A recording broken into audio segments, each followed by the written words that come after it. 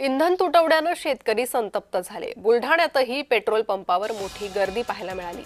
आमदार सिद्धार्थ खरात यांनी केंद्रावर हल्लाबोल केलाय।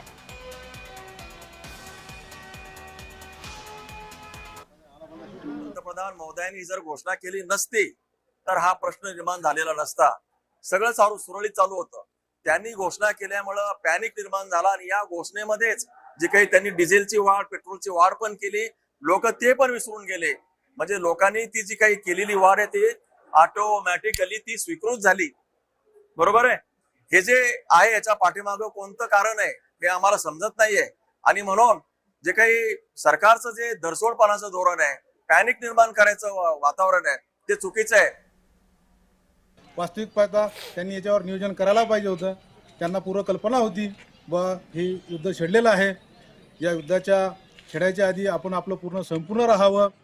यांना वरिष्ठ लेवलवर पूर्ण कल्पना असल्यामुळे हे सरकारचं पूर्णपणे अपयश आहे आणि हे सरकार लपवत आहे। दौरे चालू आहेत मोदी साहेबाचे आणि कास्तकार इकडे मरून आला। एक तर भावामुळे मरते, इकडे शेतीच्या कामासाठी मरते। काय ते मोदी साहेबाचे दौरे चालू राहतात आणि फडणवीस साहेबाचे बी मिटिंगा चालू राहतात। फक्त राज्य सरकारचं बी काम आहे कमीत कमी हे डिझेल पेट्रोलची सुविधा करून द्या। आता कोणत्याही पेट्रोल पंपावर गेलो तर 500 रुपयाचं डिझेल देऊन राहिले। त्या ट्रॅक्टरवाल्याने 500 रुपयाचं ट्रॅक्टरमध्ये टाकलं, ते शेतीचं काम किती घंटे कराल?